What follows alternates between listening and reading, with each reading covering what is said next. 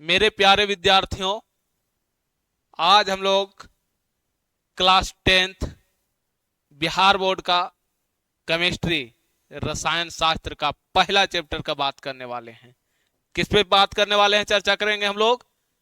पहला चैप्टर जिसका नाम है बउआ रासायनिक अभिक्रियाएं एवं समीकरण। क्या नाम है? रासायनिक अभिक्रियाएं एवं समीकरण। इस बात से हम लोग वाकिफ है कि रासायनिक, सबसे पहले बात है रासायनिक कहने का मतलब अभिक्रिया करवाना।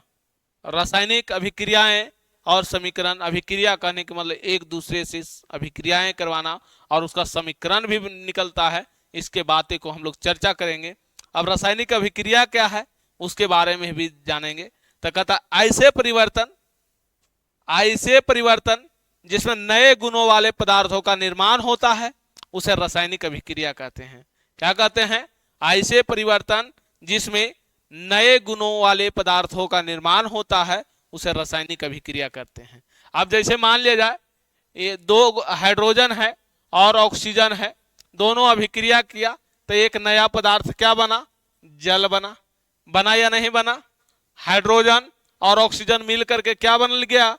नया पदार्थ एक बना, जल बना। इसी को क्या कहेंगे? रासायनिक अभिक्रिया कहेंगे। एक क्रिया जो हुआ रासायनिक अभिक्रिया हुआ। क्या हुआ? रासायनिक अभिक्रिया हुआ। और ये जो सूत्र बना, सूत्र निकला, ये वाला, इसी को समीकरण कहेंगे। क्या कहेंगे? समीकरण कहेंगे। यहां से एकदम साफ तौर पर पता चल जाना चाहिए कि इसे क्या कहेंगे? समीकरण कहेंगे। आगे हम लोग चलते हैं। देखिएगा कि हम लोग अभी देख रहे थे कि रासायनिक अभिक्रिया। अब रासायनिक अभिक्रिया तो है, ये है बाबू, लेकिन इसमें बहुत सारे बातें होता है। रासायनिक अभिक्रिया होने में क्या होता है? अब अभी तुरंत ने हमने देखा कि हाइड्रोजन है और ऑक्सीजन है, मिल करके क्या बनाया? जल बनाया। मिल करके क्या बनाया? जल बनाया। तो इसको हम लोग क्या बोले? रासायनिक अभिक्रिया बोले कि ऐसा हुआ तो रासायनिक अभिक्रिया हुआ। लेकिन नहीं, कुछ ऐसा भी होगा कि ये जो है अभिक्रिया, रासायनिक अभिक्रिया में भाग लेने वाले तत्व है, इसको हम लोग अभिकारक कहेंगे। क्या कहेंगे? अभिकारक कहेंगे। और जो नया पदार्थ बन के आया है उसको उत्पाद कहेंगे। क्या कहेंगे? उत्पाद कहेंगे। जो नया पदार्थ बन करके आया है उसे उत्पाद कहेंगे, और जो रासायनिक अभिक्रिया में भाग लिया है उसे अभिकारक कहेंगे। देखिए, कहता है कि ऐसे पदार्थ जो किसी रासायनिक अभिक्रिया में हिस्सा लेता है उन्हें अभिकारक कहते हैं। क्या कहते हैं? उन्हें अभिकारक कहते हैं।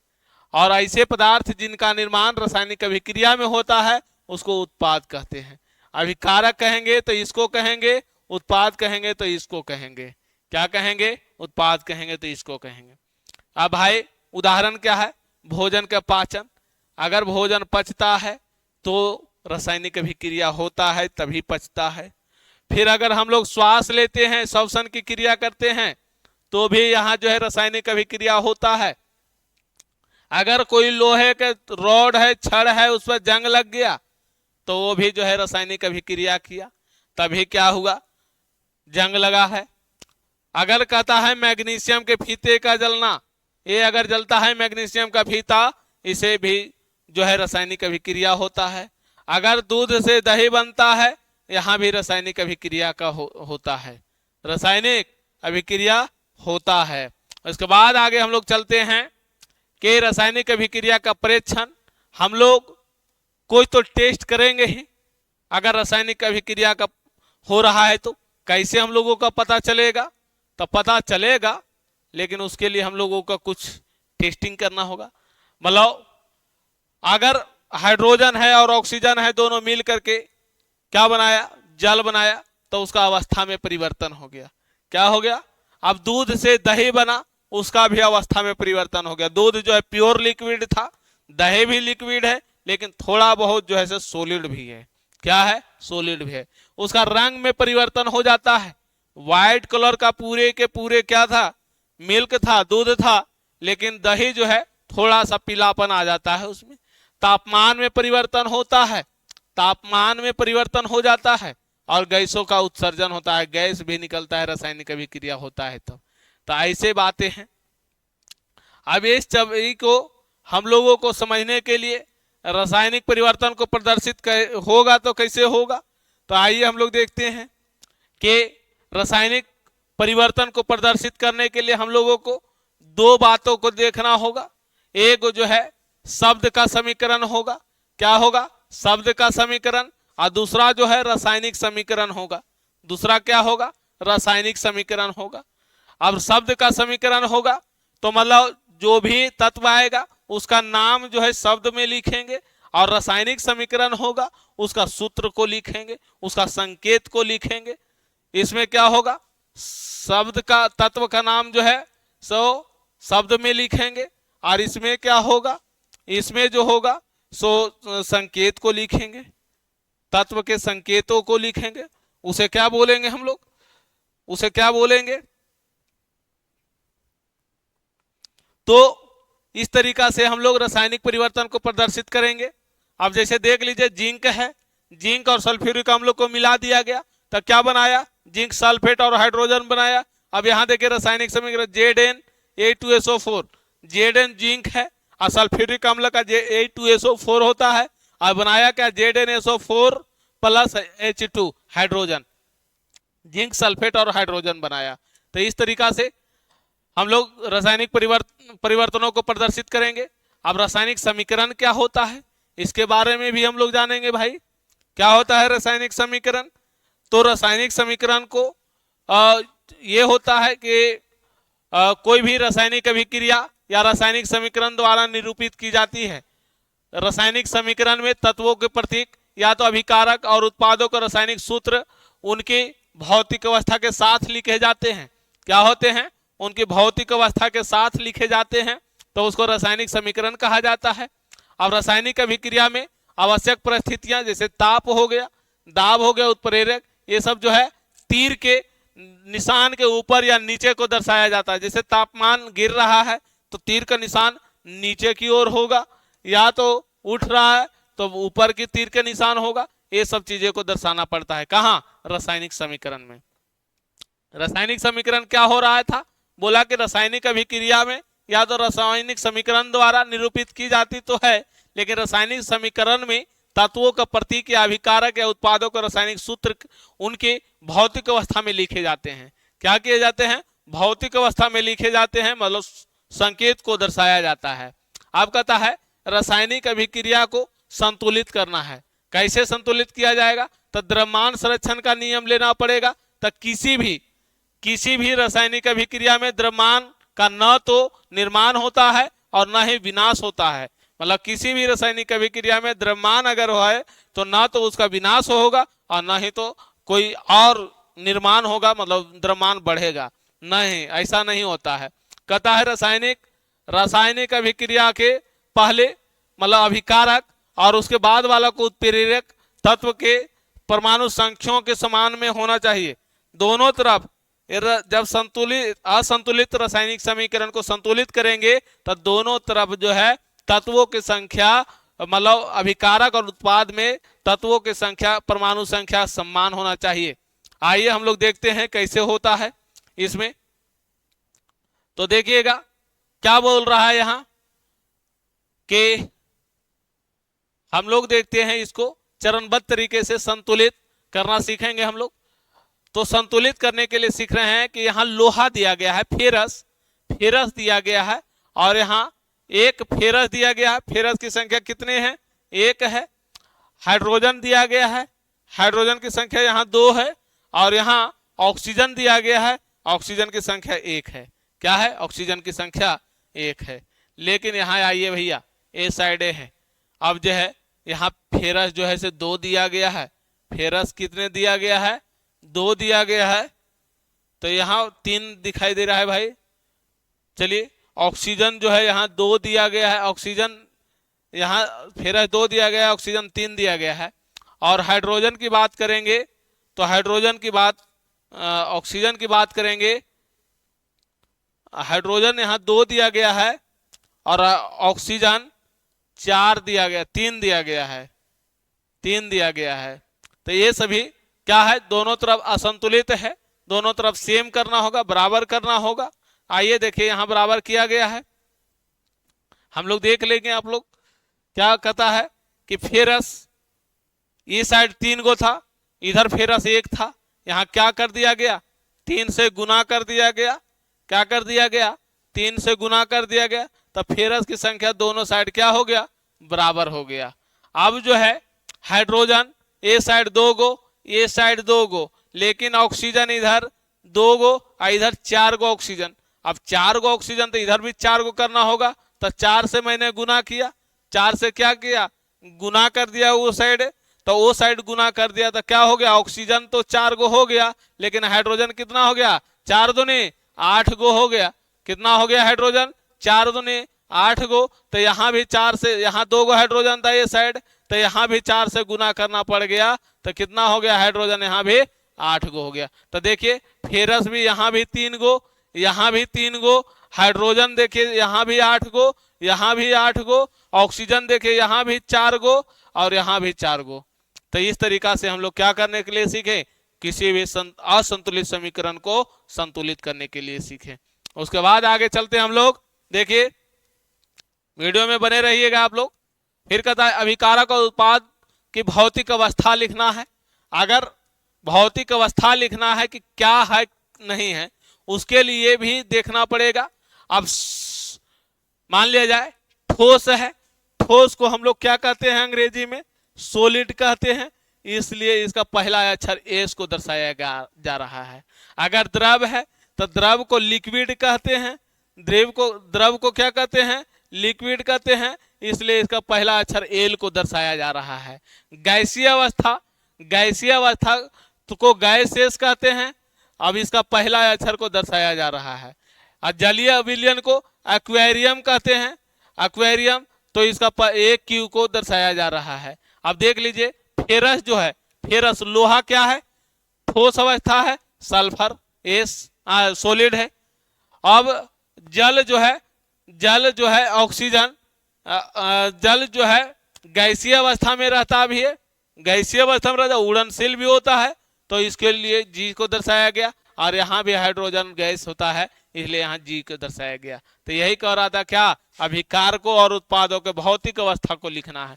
क्या भौतिक अवस्था मतलब क्या है, वो ठोस द्रव गैस या जलीय विलयन है, ये चीजें लिखना पड़ता है।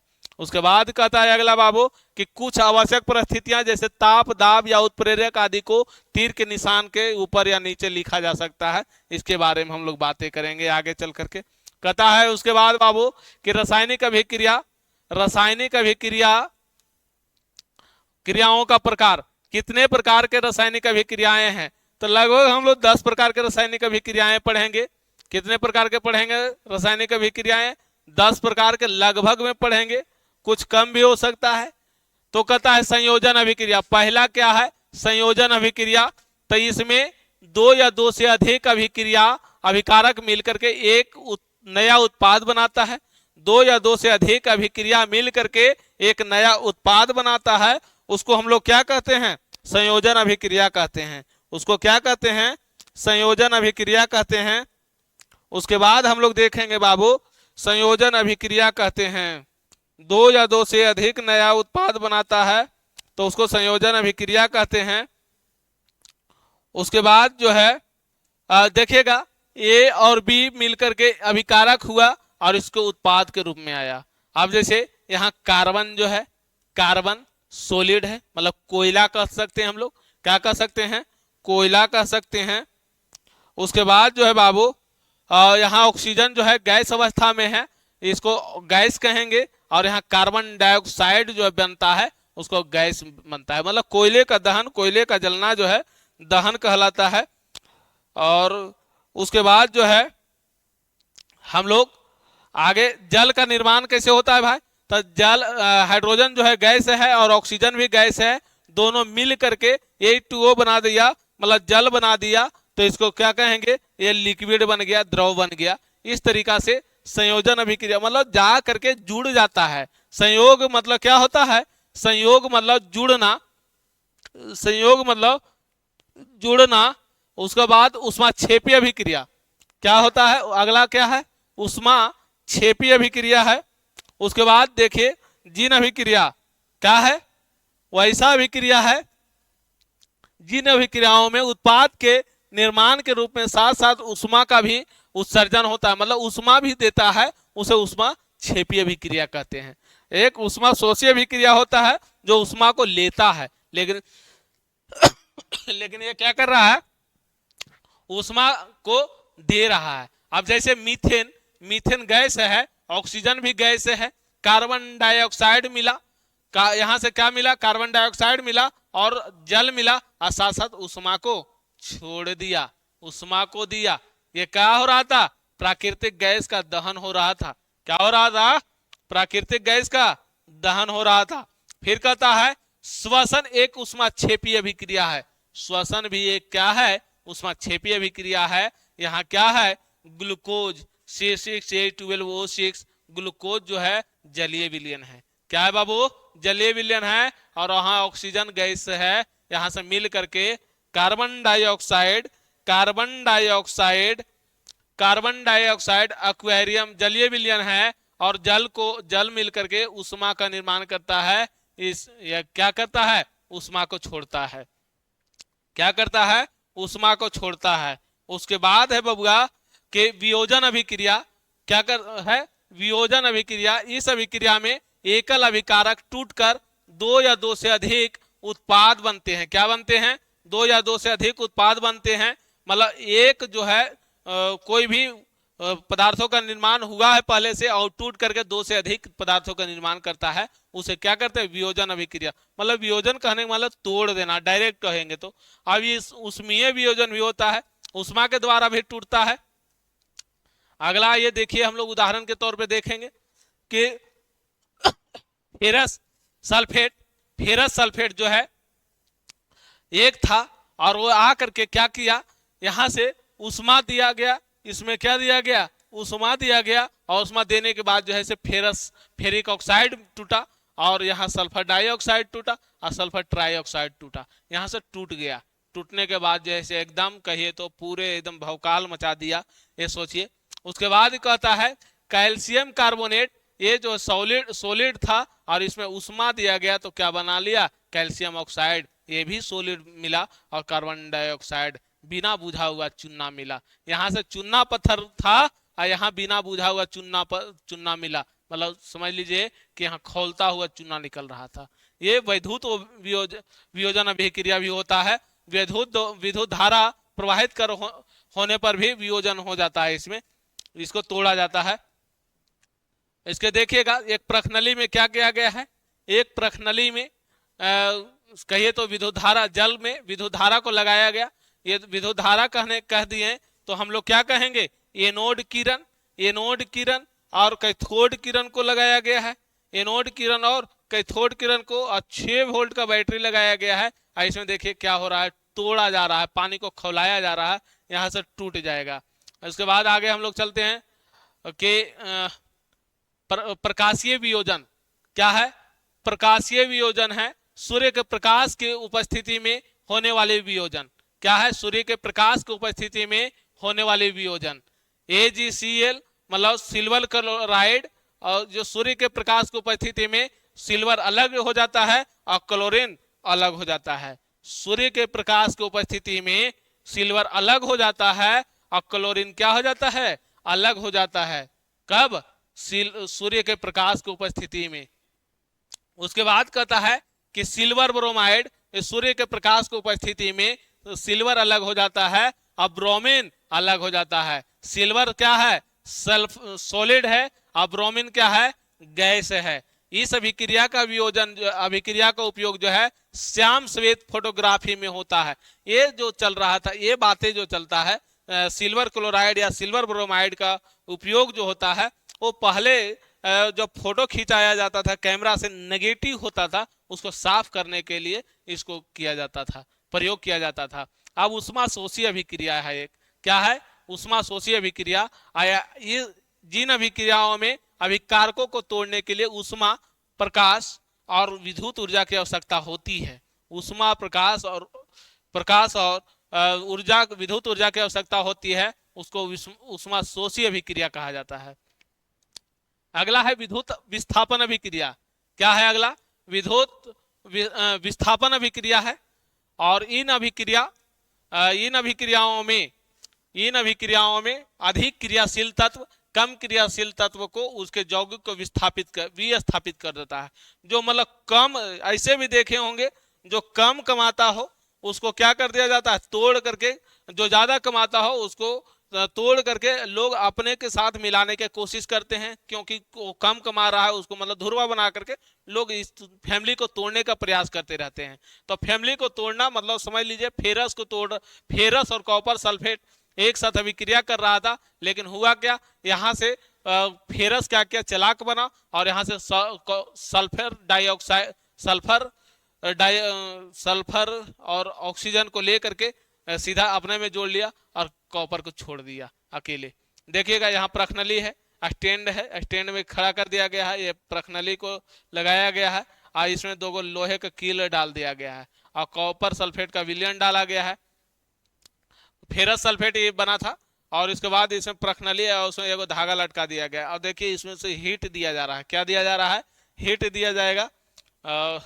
उसके बाद जो है लोहे के कील पर भूरे रंग का कॉपर का परत जम जाती है और कॉपर सल्फेट के नीले विलयन का रंग हरा फेरस सल्फेट का निर्माण के कारण हो जाता है। उसके बाद अगला कहता है, सीधा तौर पे आइए, द्विविस्थापन अभिक्रिया। कौन सी अभिक्रिया बाबू? द्विविस्थापन अभिक्रिया। द्विविस्थापन अभिक्रिया कहने के मतलब विस्थापन तो करेगा, मतलब एक दूसरे ये दूसरे, जैसे सोडियम है, सल्फर डाइऑक्साइड है, यहाँ बेरियम है और क्लोराइड है, तो बेरियम सल्फेट मतलब सल्फर डाइऑक्साइड बेरियम के साथ आ गया, इसके साथ सोडियम जो है क्लोरीन को ले लिया। देखिए इस तरीका से द्विविस्थापन अभिक्रिया कहलाता है। क्या कहलाता है? द्विविस्थापन अभिक्रिया कहलाता है। बेरियम सल्फेट के सफेद अभिलेय अवक्षेप का निर्माण होता है, इसलिए इस अभिक्रिया को अवक्षेपण अभिक्रिया भी कहते हैं। द्विविस्थापन अभिक्रिया को क्या कहते हैं? अवक्षेपण अभिक्रिया भी हम लोग कहते हैं। उसके बाद है बउआ, आगे हम लोग अपचयन और उपचयन की बात करेंगे। उपचयन या अपचयन की बात करेंगे तो उपचयन क्या होता है? उपचयन जो होता है कि जब किसी पदार्थ में ऑक्सीजन की वृद्धि होती है, जब किसी पदार्थ में ऑक्सीजन की वृद्धि होती है तो उसे क्या होता है? उपचयन होता है। और जब किसी पदार्थ में हाइड्रोजन का ह्रास होता है, मतलब हाइड्रोजन टूटना शुरू हो जाता है, उसको क्या कहेंगे? उपचयन कहेंगे। जैसे में कार्बन और ऑक्सीजन मिलकर के कार्बन डाइऑक्साइड बनाता है, कॉपर और ऑक्सीजन मिलकर के कॉपर ऑक्साइड बनाता है। क्या बनाता है? कॉपर ऑक्साइड बनाता है। कॉपर ऑक्साइड और हाइड्रोजन जब अभिक्रिया कर रहा होता है और उसको हीट दिया जाता है, तापमान दिया जाता है, कॉपर और जल में टूट जाता है। क्या हो जाता है? कॉपर और जल में टूट जाता है। उसके बाद है अगला अपचयन। क्या कहता है? अपचयन। उपचयन और अपचयन की बात आया था। तो जब किसी पदार्थ में ऑक्सीजन का ह्रास होता है, ऑक्सीजन की ह्रास होता है तो अपचयन कहलाता है, या तो हाइड्रोजन की वृद्धि होता है तो उसे अपचयन कहेंगे। अब आइए, कॉपर ऑक्साइड और हाइड्रोजन मिलकर के अभिक्रिया कर रहा था, जैसे ही क्या हुआ, यहाँ से उष्मा दिया गया और उष्मा देने के बाद कॉपर अलग और जल अलग हो गया। यहाँ से क्या हो गया? हाइड्रोजन ऑक्सीजन का ह्रास हुआ, मतलब हट गया, मतलब अपचयन हो गया। और अगर वही हाइड्रोजन आया, हाइड्रोजन की वृद्धि हुआ, उसको उपचयन आया, उपचयन कहा। तो कहता है इस अभिक्रिया में कॉपर ऑक्साइड कॉपर में अपचयित तो हो जाता है। क्या हो जाता है? कॉपर ऑक्साइड कॉपर में अपचयित तो हो जाता है, मतलब मिल जाता है, और हाइड्रोजन अपचयित तो होकर जल बनता है। हाइड्रोजन अपचयित तो होकर क्या होता है? जल बनता है। और इस अभिक्रिया में उपचयन अपचयन क्या होता है? अपचयन या तो उपचयन दोनों हो रहे हैं, इसीलिए इसको क्या कहा जाता है? रेडॉक्स अभिक्रिया कहा जाता है। क्या कहा जाता है इसको? ये रेडॉक्स अभिक्रिया बहुत इंपॉर्टेंट, VVI कहेंगे तो हम लोग क्या बोलेंगे इसको बुआ? VVI कहेंगे। रेडॉक्स अभिक्रिया हर एग्जाम में पूछे जाते हैं, कहीं नहीं छूटेगा भाई, ये हर जगह पे पूछे जाता है। तो किसके किसके से रेडॉक्स अभिक्रिया होता है? अपचयन और उपचयन दोनों एक जगह होगा, उसको क्या कहेंगे? रेडॉक्स अभिक्रिया कहेंगे। क्या कहेंगे? रेडॉक्स अभिक्रिया कहेंगे। उसके बाद है बउआ, दिन भर में तो रोज हम लोगों का उपचयन अभिक्रिया का प्रभाव कुछ न कुछ होते रहता है। पर डे रेडॉक्स अभिक्रिया होता है हम लोगों के साथ, रेडॉक्स अभिक्रिया प्रत्येक दिन होता है। अब क्या अपचयन और उपचयन पर डे होता है हम लोगों के साथ। देखिए आगे चलते हम लोग तो किस तरीका से होता है। संक्षारण, संक्षारण कहने की मतलब कोई भी वस्तुओं पे जंग लग जाना या तो किसी तरीका से वो कमजोर हो जाना संक्षारण कहलाता है। किसी भी तरीका से उसको कमजोर हो जाएगा तो संक्षारण कहलाएगा। संक्षारण कहता है जब कोई धातु ऑक्सीजन, ऑक्सीजन, आर्द्रता, अम्ल आदि के संपर्क में आती है, मतलब कहीं ना कहीं किसी के साथ संपर्क में आने के बाद ही कमजोर होगा, और जिससे धातु के ऊपरी परत कमजोर या संक्षारित हो जाती है, कमजोर हो जाती है, संक्षारित हो जाती है। मतलब कहिए तो जंग लग जाता है, और जंग लग जाने के बाद धीरे धीरे क्या होना शुरू हो जाता है, वो कमजोर होने शुरू हो जाता है। अब कहता है लोहे के वस्तुओं पर जंग लगना, चांदी के ऊपर काली परत या तांबे के ऊपर हरी परत चढ़ना संक्षारण का उदाहरण है। क्या है, चांदी के पायल देखे होंगे तो उस पर क्या है, काला परत जम जाता है, वो संक्षारण होना शुरू हो जाता है।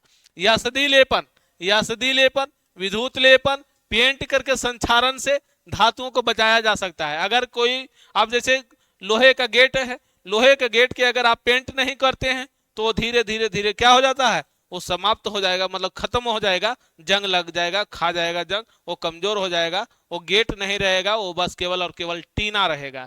इसलिए हम लोग उस पर क्या करेंगे, या तो यशदीकरण करेंगे, या तो विद्युत लेपन करेंगे, या तो पेंट करके उसको बचाया जा सकता है। अगला कहता है विकृत गंधिता। विकृत गंधिता मतलब वसायुक्त या तो तैलीय खाद्य सामग्री वायु के संपर्क में आने पर अब उपचयित हो जाते हैं, और जिससे उनको ऊपर स्वाद या गंध में परिवर्तन हो जाता है, इसे विकृत गंधिता कहते हैं। मतलब जिस तरीका का स्वाद उसमें रहता है वो स्वाद नहीं, वो स्वाद हट जाता है, उसे हम लोग विकृत गंधिता कहते हैं। अब विकृत गंधिता रोकने का क्या उपाय है भाई? विकृत गंधिता को रोकने का क्या उपाय है? तो उसके लिए हम लोगों को ऑक्सीजन का, ऑक्सीकारक का उपयोग करेंगे।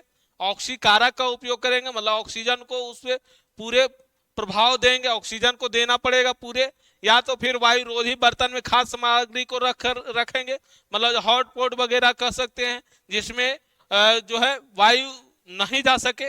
उसके बाद नहीं तो वायु के स्थान पर नाइट्रोजन गैस द्वारा, वायु मतलब ऑक्सीजन वगैरह को नहीं दे करके वहां नाइट्रोजन गैस को देंगे, या तो फिर शीतलन मतलब एसी वगैरह या तो फ्रिज वगैरह में रखेंगे, तब क्या होगा, हमारा वो भोजन सही सही सलामत रहेगा। फ्रिज वगैरह में हम लोग रखेंगे तो क्या होगा, ये जो है सो हमारा खाना सही सलामत बचेगा।